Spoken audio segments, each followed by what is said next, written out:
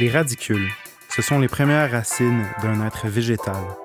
Elles jouent un rôle essentiel car c'est grâce à elles que notre plante pourra s'épanouir et grandir. Animés par nous, les frères Jean-William et Michael Côté. Les idées radicules accueillent les passionnés, les novices, les experts, les sceptiques et les convertis. Pour discuter et faire émerger les enjeux agricoles actuels et futurs du Québec, même les plus ridicules et les plus radicales.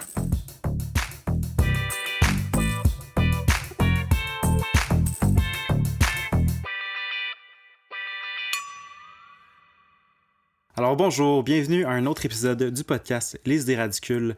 Je suis présentement avec mon frère Michael Côté et moi-même, Jean-William Côté. Aujourd'hui, on a un épisode très spécial. On était vraiment contents de pouvoir enfin l'avoir sur notre show. On va parler avec Jean-Martin Fortier, puis on va parler de souveraineté alimentaire.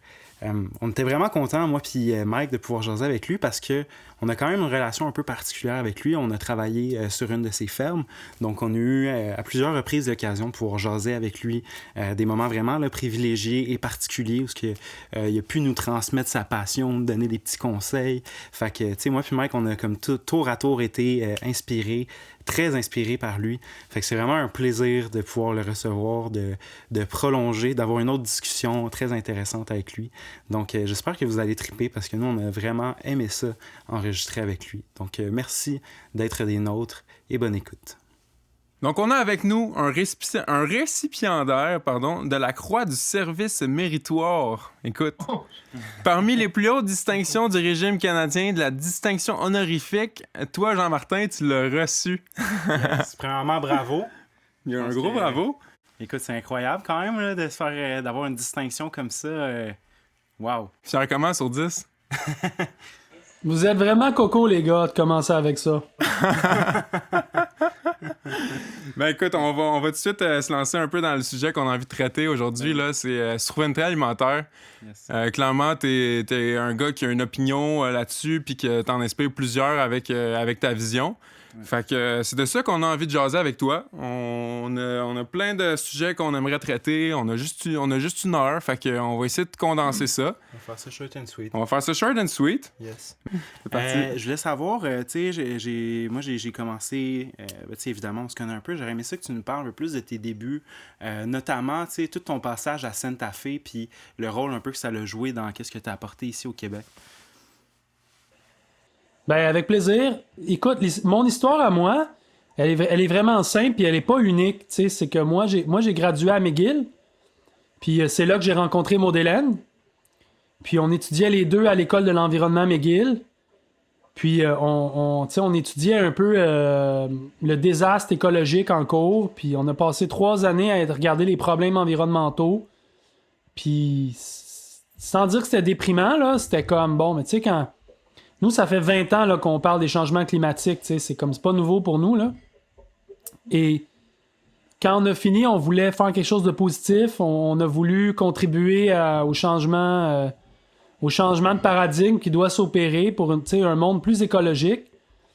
Puis on est parti de McGill, puis on a fait un road trip, puis on est allé travailler sur des fermes de café équitable au Mexique. Puis on a fait ça pendant un temps, puis c'était chouette. Puis moi, j'étais bien inspiré par le travail de Laure Varidel, qui était comme une pionnière du café équitable puis du mouvement équitable au Québec. Puis on a passé du temps là-bas, puis on a comme compris la réalité paysanne, puis tout ça. Mais c'était pas vraiment... C'était pas là notre destin, faut croire. Puis après ça, on est allé au Nouveau-Mexique, parce que c'est juste en haut du Mexique. Puis là, on a travaillé dans des earthships, puis là, on a construit des maisons en pneus recyclés, des maisons qui étaient dans le désert, là, autonomes en eau, autonomes en électricité, des maisons vraiment magnifiques, autoconstruites. Puis ça nous a vraiment touchés parce que c'était comme, moi je viens de Saint-Bruno, tu sais, c'est une banlieue, puis j'avais jamais pensé qu'on pouvait vivre autrement, qu'on pouvait juste avoir une autre façon de vivre des maisons, tu sais, des maisons qui sont faites en rond, des maisons avec des bananiers qui poussent dedans, des maisons avec des douches flyées, tu sais, comme... C'était tout nouveau pour moi, ça. Puis après ça, on est allé à Santa Fe, qui est une ville super progressiste aux États-Unis, une ville où beaucoup de hippies ont déménagé là dans les années 60-70. Puis il y avait comme un mouvement vers le bio, vers le local, vers la justice sociale, vers la spiritualité. C'était vraiment fort là-bas. C'était très avant-gardiste. Puis c'est là qu'on a commencé à travailler sur une ferme bio. Puis le maraîcher, il venait du Québec, il s'appelait Richard Bélanger. Puis c'était un dude là, qui était trop cool. Puis avec lui, on allait au marché, puis tout le monde le saluait. Puis c'était vraiment un héros là-bas. Là. C'était le Salad King. C'est lui qui faisait la plus belle mesclun de tous les fermiers. Malade. Puis pour moi, pour répondre à ta question, c'était vraiment d'être dans une communauté où les fermiers avaient un rôle important, où les gens mangeaient local, mangeaient en saison, c'était super important. Puis, tu sais, tout le concept de bienveillance puis de vie alternative, c'était vraiment là, à l'avant-garde. Puis ça m'a inspiré. Ça m'a inspiré quand je suis revenu au Québec, parce que quand on est revenu au Québec, c'était vraiment pas ça, là. Tu sais, puis tu sais, tout le trip qu'on a à Fredericksburg avec les mercredis fermiers, puis toutes les autres fermes qui sont ici, puis les produits bio qui sont à l'épicerie, puis ça n'existait pas. Mais moi, je l'avais vu. Je l'avais vu ailleurs, puis je me disais, je travaille pour créer ça ici. Puis aujourd'hui, peut-être que vous deux, vous allez vivre ça à Fredericksburg, puis vous allez déménager je sais pas où, à Candiac ou à Shefferville ou à je sais pas où, puis vous allez amener cette vision-là de créer un monde plus tripant par l'agriculture, où est-ce que vous allez aller. Puis ça, c'est la grande chaîne qui fait qu'on avance. Très cool. Ouais. Moi, ce que je trouve cool dans tout ça, c'est que, tu sais, ton parcours, il est inspirant d'un, mais je trouve que ce qui est vraiment nice, c'est que tout ce que vous avez fait, là, tout le temps été dans un style de lifestyle vraiment nice, tu sais, comme faire un road trip, puis genre aller visiter des places cool, puis de... Tu sais, de contribuer à ça, mais en même temps, c'est comme... C'est jamais fait dans l'espèce de sacrifice, puis de genre, on va trouver quelque chose de tu sais, c'est fait dans un lifestyle qui est vraiment nice. Dans une optique de mieux-être, puis de ça, bien-être. C'est vraiment inspirant. Ouais. Puis, ça... Ben écoute, Ouais. moi, ce que j'ai envie de te répondre à ça, c'est que nous, on a choisi de faire ce métier-là parce qu'on voulait jouer dehors. OK? Parce que travailler dans un bureau toute la journée, ça nous intéressait pas. Après ça, nous, c'était sûr qu'on voulait contribuer d'une manière concrète puis positive. Tu sais, travailler au ministre de l'Environnement, là, ministère de l'Environnement, puis faire des lois, là, puis des projets que personne écoute, puis tout le monde s'en sac. Ça, c'était pas ça. Ouais. Puis après ça, c'était l'idée d'avoir nos hivers off. Pour faire comme Richard Bélanger, là, le fermier chez qui j'étais, lui, il partait au Mexique tout l'hiver, puis il tripait là-bas. Puis moi, je me disais, moi, je vais aller faire du surf, ou je vais aller faire du ski dans l'Ouest, puis je vais avoir une vie de tripeux. C'était ça, c'était pour le lifestyle aussi qu'on a choisi ce métier-là. Fait que, tu sais, dans notre quête de sens au début, il y avait cet élément-là. Fait que, tu sais, ça a collé. Puis, tu sais, aujourd'hui, je porte ma casquette un peu à côté. Puis, pour moi, c'est important de dire, oui, on est full sérieux dans ce qu'on fait. On est des professionnels jusqu'à l'os. Mais, on est, tu sais, c'est cool, là. Ouais. Non, c'est ça, exact. On peut être super sérieux, planifié, préparé, mais tout ça, ça se fait dans le plaisir, man. C'est vraiment cool. Moi, j'avais une question aussi. Tu m'as devancé un peu, puis rapidement, tu sais, justement, tu sais, là, tu t'as dit, le fait de passer des lois, puis tu sais, la politique, il y a vraiment un côté très travaillé pour des fois pas beaucoup de reconnaissance, pour pas voir nécessairement beaucoup de développement, mais avec ta notoriété maintenant que t'as, qui est comme, tu sais, qui est plus à faire, là, on s'entend, est-ce que pour toi, tu penses que ça serait genre une suite logique de dire, ben là, j'ai impacté en présentant un nouveau modèle, en présentant un lifestyle. Là, je vais essayer d'aller dans genre l'envers du décor, puis... Je pense pas. Ouais, cool. Je pense pas parce que moi, j'ai vraiment quand même la conviction que les lois, les projets de loi, ils suivent le mouvement. Ils sont pas à l'avant-garde du mouvement, tu sais, dans le fond. La raison pourquoi en ce moment ça bouge au niveau politique puis qu'il y a de la reconnaissance envers les petites fermes, c'est pas parce que je suis mêlé à ça, c'est juste qu'il y a tellement de monde qui veulent faire cette agriculture-là. Comme à un moment donné, quelqu'un comme le ministre de l'Agriculture n'a pas le choix de constater que les écoles d'agriculture sont pleines, que tu sais, il y a plein de jeunes qui veulent faire ça. Fait que là, ils répondent un peu. Ils répondent à ça, puis ils disent, OK, ben là, les lois, on va être obligés de les adapter. Mais, tu sais, c'est vraiment un mouvement qui part de la base. Tu sais, ça... Moi, je vois vraiment le tipping point. C'est comme, à un moment donné, quand on va être tellement nombreux à vouloir faire une agriculture différente, puis à réclamer aussi de manger des produits d'une agriculture qui est faite différemment, que là, les lois... Tout va s'organiser autour de ça. Mais si j'étais comme le maître absolu ou le premier ministre du Québec, puis j'essayais de forcer ça, si les gens sont pas prêts encore, si la mouvance est pas là, ça marche pas non plus, tu sais. Fait que moi, je vois que le politique est à la remorque. Puis moi, tu sais, si j'ai une qualité, je pense, c'est que je suis un avant-gardiste, tu sais. Je vois ce qui s'en vient. Puis je suis Verseau, puis on est dans l'ère des Verseaux, puis je suis un vrai Verseau, là, tu sais, je vois... Moi, je suis quelqu'un que, tu sais, les gens vont dire que t'es visionnaire, mais c'est juste que je vois ce qui s'en vient, puis je me sentirais bien mal d'être... je sais pas, j'ai envie de jouer ce rôle-là, moi, d'être un peu en avant de la parade, mais tu sais, les politiciens sont pas en avant de la parade, ça, c'est sûr et certain.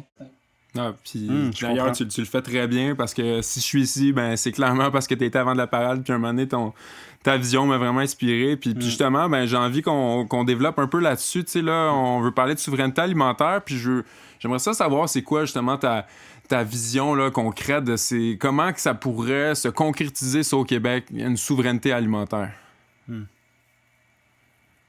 Ben, moi, je pense que ça, c'est une super belle question à poser, puis tu sais, ça veut pas dire que la réponse, elle est pas toute trouvée, que la question est pas bonne, parce que la question que tu poses, c'est celle qu'il faut continuer à poser, puis écouter toutes les réponses possibles. Ouais. Mais moi, ce que je vois, c'est que c'est une direction. On est en direction vers faire en sorte que les gens au Québec vont manger plus de produits qui sont faits au Québec.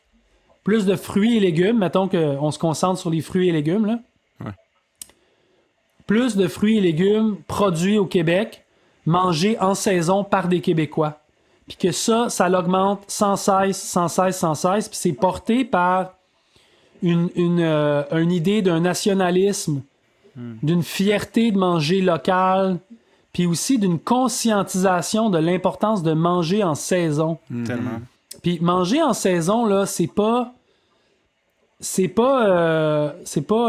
un espèce de dictat qu'on se donne, c'est pas un privilège qu'on s'enlève, c'est une célébration des aliments qui sont mangés au bon moment, dans les bonnes conditions. Tu sais, c'est manger des ananas au mois de janvier, ça a zéro rapport quand il fait moins 20 dehors, tu sais. Mais de faire un bon mijoté de légumes bouillis ou de légumes rôtis, des carottes, des navets, des betteraves, avec une salade de choux, ou avec des épinards qui viennent d'une serre, ça, c'est hot. T'sais, ça, c'est cool. Ça, c'est bon pour la santé, puis c'est en équilibre avec tout ce qui se passe autour. Il y a tout ça qu'il faut comme réapprendre. Puis ça, c'est la souveraineté alimentaire. C'est un bon véhicule aussi pour que les gens redécouvrent les plaisirs de manger en saison. T'sais, c'est comme ce qu'on est en train de vivre, les gars. Moi, je pense, là, c'est comme tout le monde qui sont pas allés dans le sud cet hiver, là. Qui ont réalisé que c'était beau l'hiver au Québec. C'est ça. Pour vrai. Puis qui ont apprécié l'hiver, puis qui se sont dit, hey, ben en place de tout le temps m'en aller dans le sud, là, pourquoi je fais pas juste du ski de fond, puis j'apprécie pas ce que j'ai ici? C'est quand même beau. Ben oui. Puis il y a plein de monde qui sont devenus des accros de la neige, puis de l'hiver, cet hiver, tu sais, puis c'est un peu la même chose. Fait que là, je prends un long détour pour répondre à ta question, mais... C'est parfait. C'est ça. La souveraineté alimentaire, c'est deux choses. C'est d'augmenter la production puis les légumes mangés ici. Puis c'est de manger en saison. Ouais, clairement. Ouais. Ah, puis tu le dis, tu sais, dans le fond, là, c'est le fun, ça nous a permis d'embrasser notre nordicité, puis clairement, tu sais, c'est un... Ouais. On le voit des fois, que j'ai l'impression, on le voit comme un frein, mais si on se met à y penser pour de vrai, tu sais, c'est comme... C'est une belle opportunité qu'on a d'être dans ce genre de climat-là. On a des produits à offrir qui sont riches, tu sais. Ouais.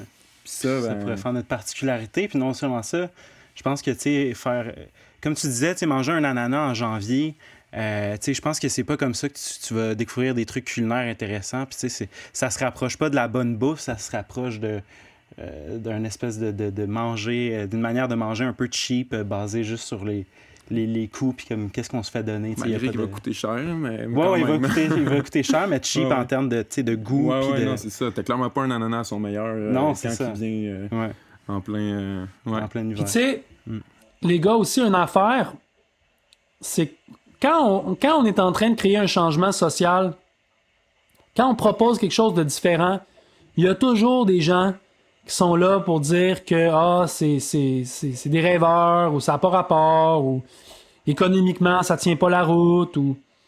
Mais sur ce point-là, c'est difficile de dire c'est une mauvaise idée. C'est une mauvaise idée d'avoir plus de produits locaux consommés par des Québécois. Parce que pour notre économie, ça aurait un impact majeur. Ouais. Puis ça, c'est pas chiffré, c'est rarement chiffré, mais ça aurait un impact, ça crée de l'emploi, ça fait en sorte que les produits, on a la meilleure traçabilité, on sait d'où ils viennent. Tu sais, on reconnecte avec l'agricole d'une manière positive, puis ça, c'est comme ça qu'il faut le voir. Tellement. Non, un impact sur l'économie, puis sur notre environnement, là, tu sais, c'est sûr, là, sans aucun doute. Là. Exact. Puis ouais, puis qui est pas, je pense, comme tu le nommais un peu, qui est pas juste non plus... tu sais, oui, premièrement, je pense que ça peut être monétaire, puis tu sais, ça peut être très viable économiquement de se réapproprier notre territoire puis notre alimentation. Mais non seulement ça, je pense que, comme tu le dis, là, genre l'impact que ça peut avoir sur nos communautés, comme tu parlais tantôt de Frelich, comment ça a redynamisé la région, au final, toutes les fermes qui se sont créées. Tu sais, oui, c'est économique, mais il y a aussi... Tu sais, c'est premièrement économique, mais il y a tout aussi qu'est-ce qui en découle, tu sais. C'est social aussi. Exact.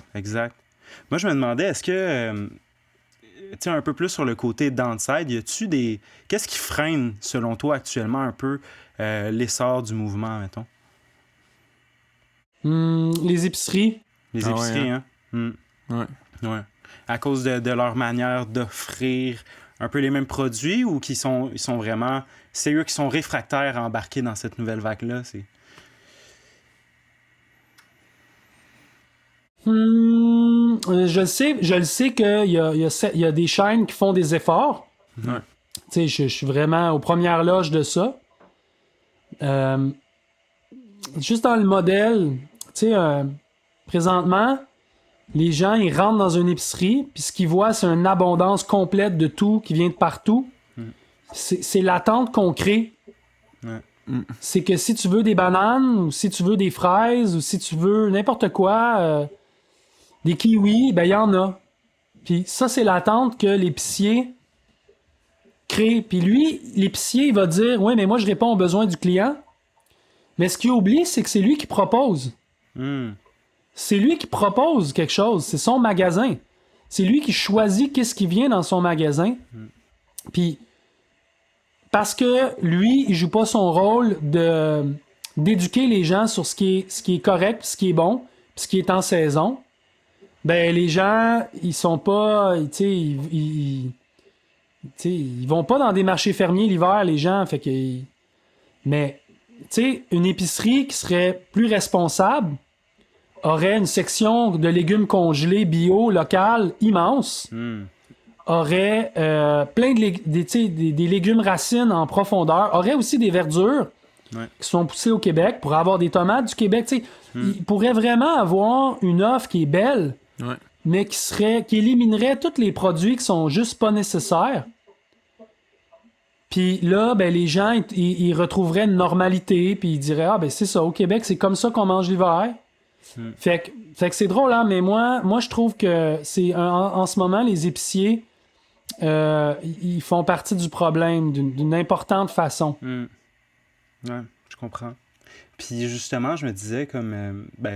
un peu moins en lien, mais Pas en fait, oui, excuse-moi. En fait, tu sais, là, justement, tu sais, en ce moment, il y a beaucoup de légumes, de verdures qui peuvent se faire durant l'hiver, quand même, de légumes racines. Là, on commence de plus en plus aussi à parler de la possibilité des serres, tu sais, au Québec. Je pense que toi aussi, tu as fait partie beaucoup du mouvement pour essayer de promouvoir la possibilité que les serres pourraient avoir ici au Québec. Je sais que le gouvernement, je pense, a été réceptif jusqu'à un certain point. Est-ce que je me demandais si, est-ce qu'il y avait pas, est-ce que tu penses que jusqu'à un certain degré, cette idée-là pourrait être comme trop poussée, puis ça devienne, tu sais, des espèces de grosses serres immenses, puis qu'on essaie de remplacer peut-être un peu l'agriculture paysanne de saison pour faire des immenses serres qui produisent un peu de tout le temps, puis genre... Ben, j'aime beaucoup ta question, puis tu sais, le point que tu soulèves, il est vraiment excellent. C'est de dire, si on dit qu'au Québec, on veut une politique pour la souveraineté alimentaire, ça sous-entend qu'il va y avoir des investissements qui vont être faits. Ça veut dire que tu sais, le gouvernement va mobiliser des énergies pour pousser dans ce sens-là. Ça veut dire qu'Hydro-Québec va peut-être, tu sais, rendre de l'énergie disponible pour faire des légumes en hiver. Mais ça, il faut que ça soit encadré pour que ça ne devienne pas n'importe quoi, tu sais. Ouais. Que ça ne devienne pas, comme tu décris, tu sais, des fraises en janvier, parce que c'est pas nécessaire. Que ça ne devienne pas, ben là, OK, on veut plus importer de bananes, fait que là, OK, on va faire des serres de bananes. Tu sais, on pourrait faire des serres de bananes, là, mais c'est pas comme ça qu'on veut nourrir le Québec, tu sais. Puis, fait que, oui, il faut que ça vienne avec un certain encadrement. Mais encore là, Jean-William, pour te donner mon point de vue, cet encadrement-là va venir d'une norme sociétale. Comme qu'aujourd'hui, ça serait vraiment pas acceptable de fumer dans la salle d'accouchement ou dans un taxi ou dans un avion. Ben là, c'est comme, à un moment donné, ça devient juste comme plus acceptable que tu me proposes des fraises en janvier fraîches. C'est comme... C'est comme, hey, on comprend que ça n'a pas rapport, ça, au niveau de l'écologie. Comme, on veut pas ça, tu sais. Ouais. Fait que moi, je pense qu'il faut vraiment travailler au niveau de la conscientisation, au niveau de l'éducation, puis dire aux Québécois, tu sais, écoutez, là, vous allez être heureux à manger en saison, puis vous allez bien manger, puis vous allez apprécier toute la richesse de notre nordicité. Ouais. Puis oui, vous pouvez avoir des bananes pareilles, tu sais. Il peut y avoir des bananes à l'épicerie, il n'y en a pas vraiment de problème, tu sais. Ouais. C'est juste que c'est pas comme ça qu'on veut se nourrir principalement. Que ça soit comme un bonus ou une cerise sur le ça. Sunday. Ouais, ou- Un petit luxe mais de je sais pas temps comment en le temps. dire, là, tu sais, mais- Ouais. Ouais. Puis, je te laisse y aller, vas-y. Ben, écoute, t'as donné des pistes de solutions quand même, mais sinon, si dans une optique où, genre, on voudrait que ça accélère, là, puis que, comme la souveraineté alimentaire, ça puisse vraiment, genre, se développer rapidement, c'est quoi que tu penses qui sont des solutions... Ça peut même être un peu utopique, là, mais genre, tu sais, si on voulait vraiment que ça bouge vite, là, genre. Faudrait que tu convainques Ricardo d'en faire une de ses top priorités. Donc, ça veut dire que lui, son message principal deviendrait ça.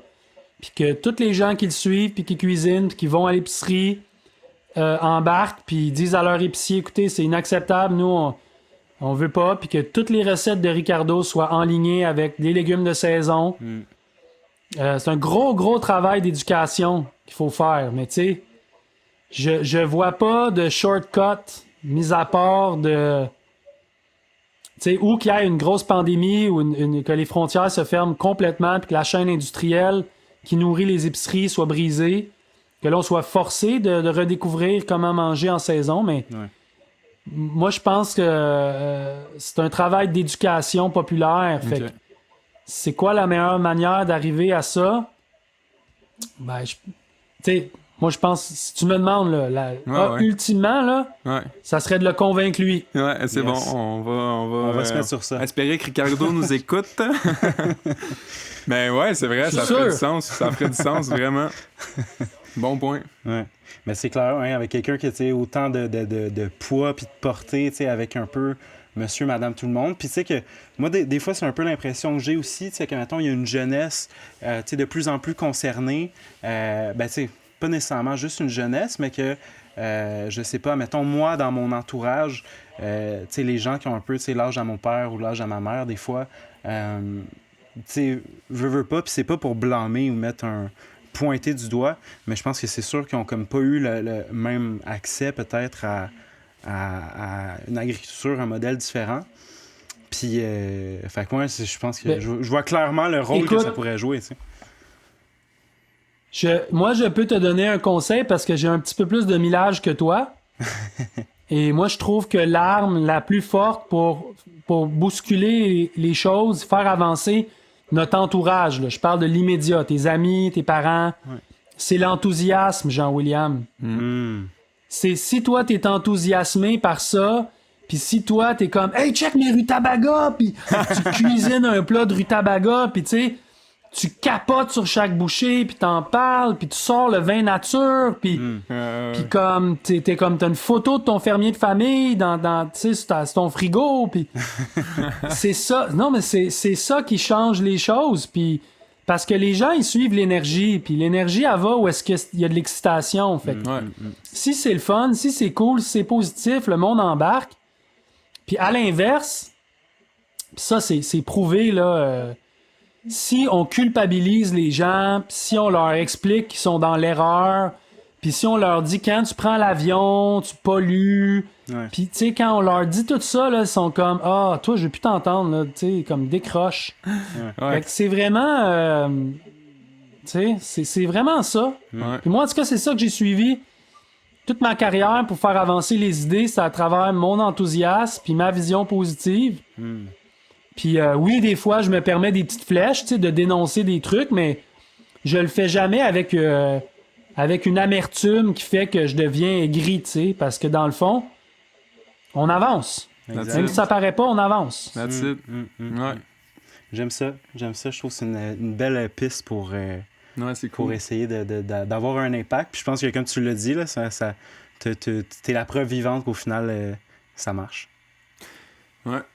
Puis je veux juste excuse, je t'embarque tout de suite parce que là, tu sais, nous, on te connaît, on prend pour acquis que le monde te connaisse, mais le mouvement des petites fermes que tu veux créer, peux-tu nous en parler un peu dans le fond? C'est quoi ces petites fermes-là? C'est quoi qu'ils ont de spécial? Ben, la révolution qu'on est en train de vivre au Québec, puis pas juste au Québec, c'est qu'en ce moment, puis ça a commencé depuis une quinzaine d'années, c'est qu'il y a beaucoup de jeunes et de moins jeunes qui veulent faire de l'agriculture. Ces gens-là, pour la plupart, pas tout le monde, mais pour la plupart, ils viennent pas du milieu agricole. Donc, ils ont pas des parents qui ont une terre, puis qui vont se faire léguer ou qui vont se faire prêter.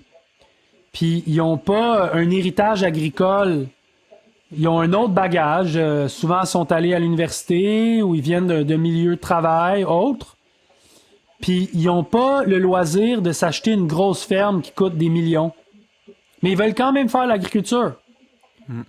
Puis là, ça, c'est en conjoncture avec le fait que les circuits courts, c'est-à-dire les marchés fermiers, les projets de paniers bio, les coops de solidarité, l'achat local, sans intermédiaire, ça s'est développé de sorte qu'aujourd'hui, sur 1 hectare cultivé en légumes, tu es capable de vendre des légumes à des centaines et des centaines de gens qui vont te rapporter assez de sous pour arriver à payer ta ferme, puis arriver à dégager un salaire, puis même peut-être bien en vivre. Nous, c'est notre cas au Jardin de la Grelinette. T'sais, on est sur moins d'1 hectare cultivé, puis Maud Hélène, elle se dégage un salaire qui est excellent. Puis ça fait 15 ans qu'on fait ça. Fait que c'est comme un peu l'idée de dire on réinvente l'agriculture pour qu'elle soit plus petite, qu'elle soit de proximité, moins mécanisée, moins dispendieuse. Puis on vise pas à faire des volumes de production. On vise pas à faire 2 cents sur le litre de lait. Donc là, ça nous prend 10 000 vaches pour faire un peu d'argent. Tu sais, on va faire, je sais pas moi, 2-3 piastres sur le litre de lait parce qu'on va le vendre directement. Puis c'est ça la logique qui est derrière tout ce qu'on fait.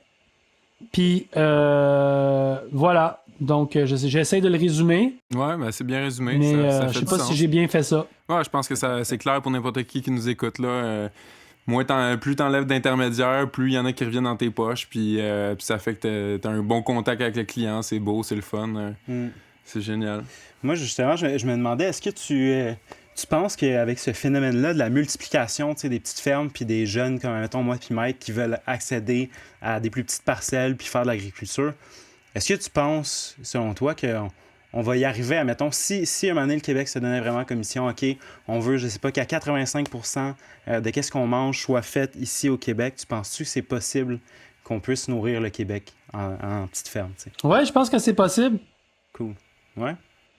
Je pense que, ben en fait, je voudrais pas dire je le sais que c'est possible, mais tu sais, moi j'ai des beaux livres sur l'agriculture qui étaient faits en France au 18e et au 19e siècle.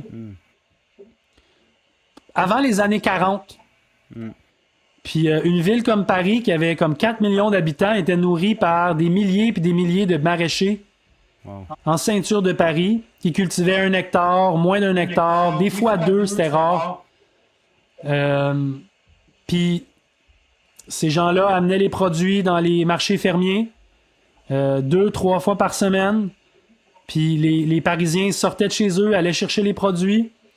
Puis ça, c'était pas rétrograde, là. Il y avait plein de belles choses là-dedans. Puis le territoire était aménagé d'une façon très différente. Au lieu que ça soit des immenses champs, c'était plein de petites parcelles avec des haies fleuries, avec des chemins qui menaient d'une ferme à l'autre. Puis c'est sûr que c'est un contexte différent aujourd'hui, mais tu sais, avoir une ferme de 1000 hectares qui nourrit le marché de New York, ou, je sais pas moi, 2000 fermes de 1 hectare qui nourrit Sherbrooke, qui nourrit Trois-Rivières, qui nourrit Québec, qui nourrit Drummondville, ben, tu sais, je veux dire, ça revient à dire, est-ce que ça serait absolu? Est-ce que tout viendrait de là? Peut-être pas, mais ça pourrait être une grosse partie. Puis ça serait pas... Il y aurait pas de... Il n'y aurait pas de problème à ça, tu sais. Je veux dire, c'est pas inefficace comme idée, là. Au contraire. Non, c'est ça. C'est juste une différente façon de concevoir comment les choses évoluent, tu sais. Puis, mais justement, tu sais, genre, je me disais, je voyais ça un peu, on en a jasé dans un autre épisode, dans le rôle que pourraient jouer toutes les petites fermes, ben, tu sais, il faut qu'à un moment donné, on puisse accéder à la terre, tu sais. Puis en ce moment, un des gros freins que je constate puis qu'on jase beaucoup, c'est justement l'impossibilité de pouvoir tu sais, prendre une terre de, je sais pas moi, 100 hectares puis en prendre une petite parcelle pour juste faire du maraîchage ou faire un type d'agriculture à petite surface, tu sais. Comment tu vois qu'on pourrait comme passer par-dessus ça? Est-ce que la solution est encore une fois tu sais, de l'individu puis de...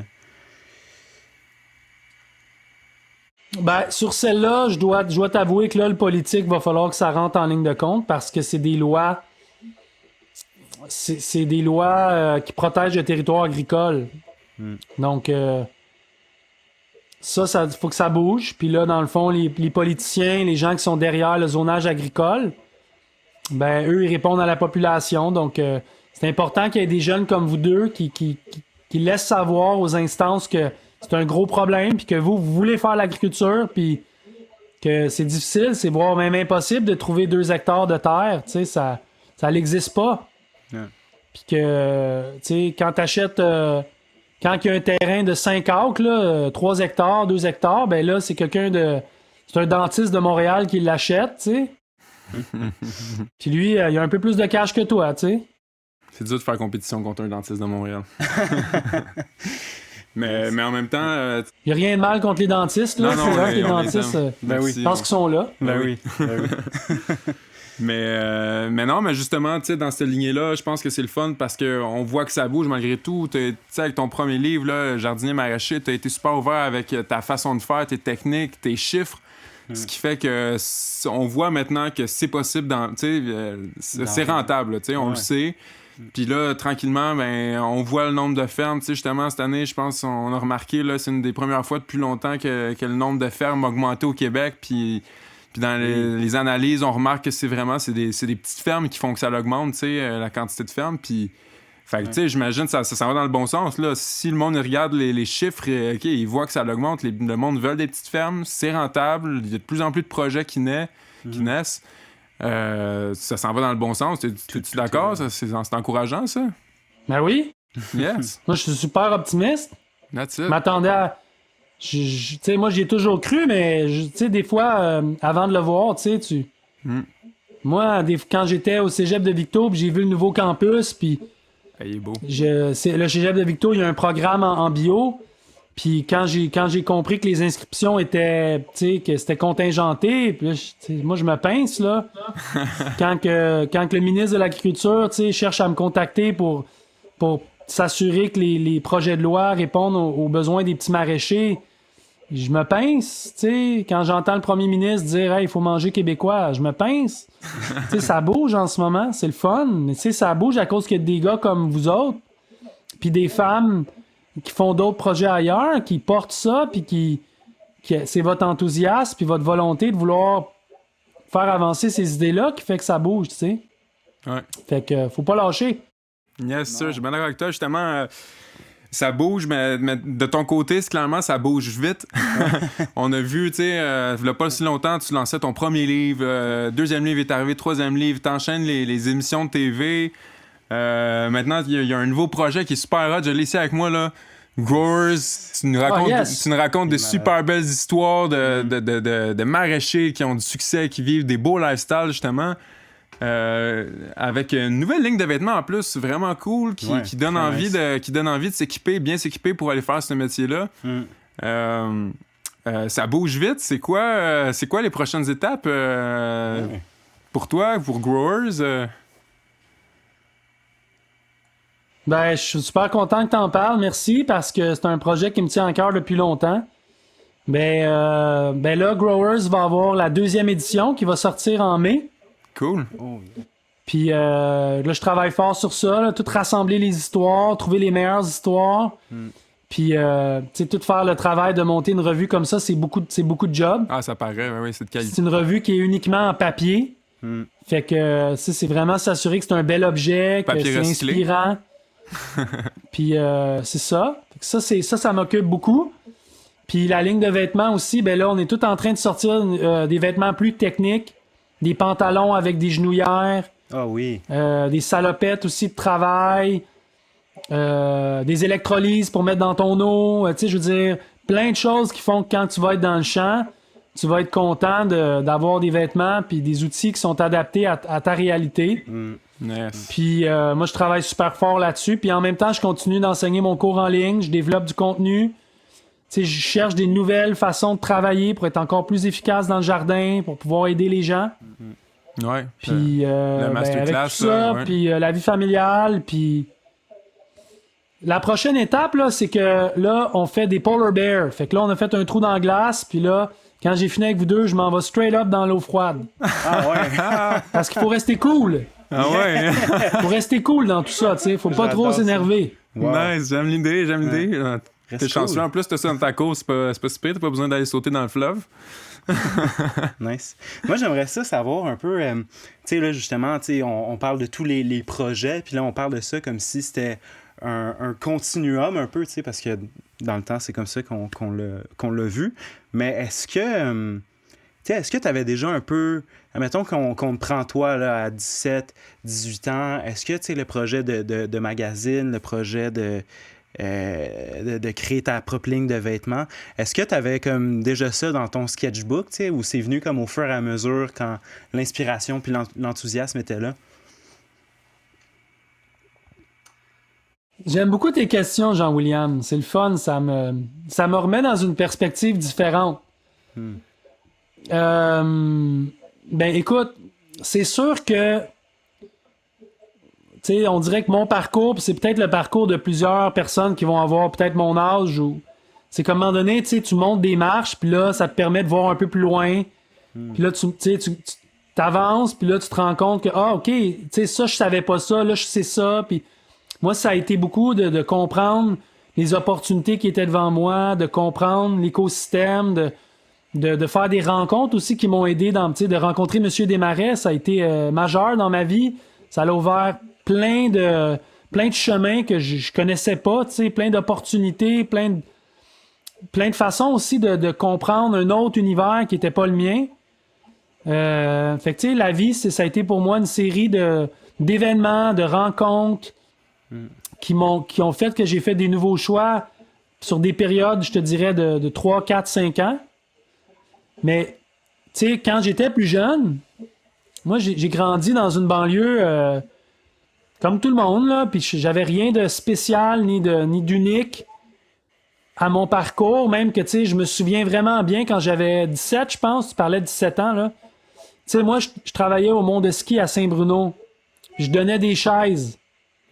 Ah ouais. Puis,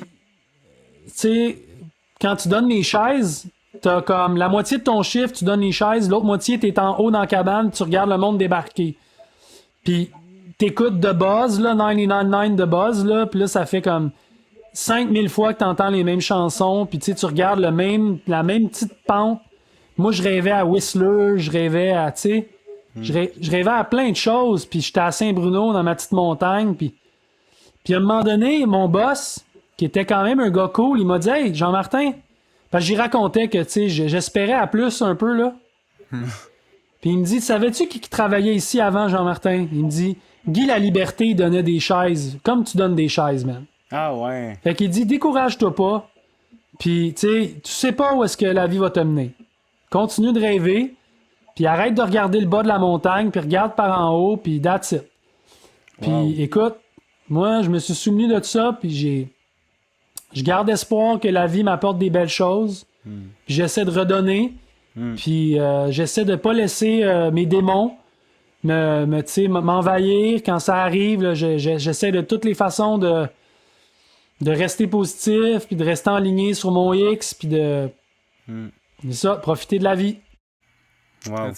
C'est merveilleux. Ben man, c'est super inspirant. Puis, je trouve que c'est une... Je trouve ça le fun aussi parce que, cet été, bien évidemment, on l'a dit, on est venu à la Grunette, puis, on a eu, des petits moments où on a pu discuter ensemble. Puis je me rappelle d'entre autres, un truc que tu m'avais dit, c'était, je pense, dans la première semaine là, que je suis arrivé à la Grunette, puis tu me disais, tu vois comment ça se passe, vois comment t'aimes ça, l'agriculture, puis, tu vas le savoir au final si t'aimes ça, tu vas te sentir si t'es sur ton X. Puis bref, je te le confirme, après tant de temps, man, genre, je me suis jamais autant senti sur mon X qu'en agriculture. Fait que merci pour ces petits talks-là. Pour vrai, je trouve ça m'a vraiment inspiré. Puis je sais que je suis pas le seul aussi. Non, clairement pas. Ben, écoute, ça me fait plaisir d'entendre ça. Puis le monde agricole, c'est pas juste d'être un agriculteur, c'est tout un écosystème de gens qui font que l'agriculture locale existe, puis qu'elle est possible. Que ça soit mobiliser les citoyens mangeurs, que ça soit de manger local, que ça soit d'outiller les maraîchers, ou c'est de faire des podcasts pour parler de ces idées-là. Je veux dire, il y a tellement de façons de contribuer. Puis en bout de ligne, ben c'est un peu notre héritage aussi, notre terroir, notre chez nous au Québec, comment on veut vivre, puis avec qui, puis en communauté, puis dans quel esprit, puis... Moi, je trouve ça vraiment positif, puis je trouve que votre podcast il est super cool, les gars, puis je vous encourage à le continuer. Yes. On va rappeler ça parce que c'est un incontournable un peu, là. La dernière question qui me vient en tête, c'est, le COVID, il n'y a pas de secret, ça nous a touché là, fort à plein de niveaux. Des impacts là, qui sont vraiment lourds pour plein de monde, mais il y a quand même du positif qui est sorti de ça, puis ça a fait bouger les choses dans un bon sens, là. Selon toi, c'est quoi que ça l'a amené de plus beau à travers le mauvais, si on veut? Tu parles pour moi ou tu parles pour la société? Ah ben pour toi, mais pour la société aussi. Mais pour toi, on a envie d'entendre ton histoire un peu. Ben, moi, j'ai arrêté de voyager. Puis je m'en rendais pas compte, mais voyager, c'est vraiment taxant sur le système. Puis j'étais toujours déshydraté, je pense. Je buvais pas assez d'eau, puis j'étais souvent malade, puis j'étais loin de ma gang, loin de ma famille, puis c'est ça. Je pense que de plus voyager, en fait, ça m'a fait du bien. Puis ça me donne envie de créer aussi beaucoup dans ma collectivité, de pas être obligé de faire des projets partout dans le monde. Tu sais, c'est... Ouais. On va changer le Québec, puis quand le Québec va devenir comme le village des Gaulois. That's right. C'est ça qu'on va faire. That's it. Ouais, puis ça va inspirer le reste, là. Je suis pas mal certain que déjà t'en inspires ailleurs dans le monde, là. Quand on regarde la masterclass, là, ça s'en vient de partout pour apprendre tes techniques, là. Exact. C'est très cool. Tu vois, même en France, ils l'appellent, c'est la technique Fortier. La technique Fortier. Non? Ouais, la méthode. La La méthode Fortier. Et voilà. Ouais, c'est nice. Cool, ben écoute, Jean-Martin, pour vrai, un énorme merci d'avoir participé à notre podcast. C'est super intéressant. Puis évidemment, je pense que on va pouvoir te voir dans une nouvelle émission prochainement. Je pense. Ouais. Puis sinon, j'ai bien hâte de voir la suite des projets aussi. Que tu vas sortir, notamment la deuxième ligne de Growers. On va checker ça. On va checker ça. Très cool, les gars. Puis longue vie à votre initiative. Yes. Merci, Jean-Martin. Ciao, Bye. Jean-Martin. Merci. Parfait. Bye. Donc, merci d'avoir été des nôtres. N'oubliez pas, allez nous suivre sur les réseaux sociaux. Vous allez pouvoir retrouver tous nos épisodes sur le site web d'Élevage et Culture. Et sur la page Facebook d'Élevage et Culture. N'oubliez pas aussi, si vous aimez le contenu, là, allez liker la page, subscribe si c'est pour YouTube. N'oubliez pas de donner des étoiles aussi, je pense pour Apple Music. Ouais. Fait que vraiment, étoiles. lâchez-vous lousse, là. Faites-vous plaisir, là, ça va nous faire plaisir à nous aussi. On a besoin d'amour. C'est ça, on a besoin d'amour. Donc, tous nos épisodes vont être disponibles sur Google, Apple Music, Spotify, YouTube. Si jamais aussi vous voulez écrire en commentaire des vidéos, repartir les débats, gênez-vous pas. Nous, ça va nous faire un plaisir de vous lire, de vous écrire. Toujours. Donc, ça a été un plaisir, encore une fois, d'avoir été avec vous. On se revoit au prochain épisode du podcast Les Idées Radicules. Salut! Merci.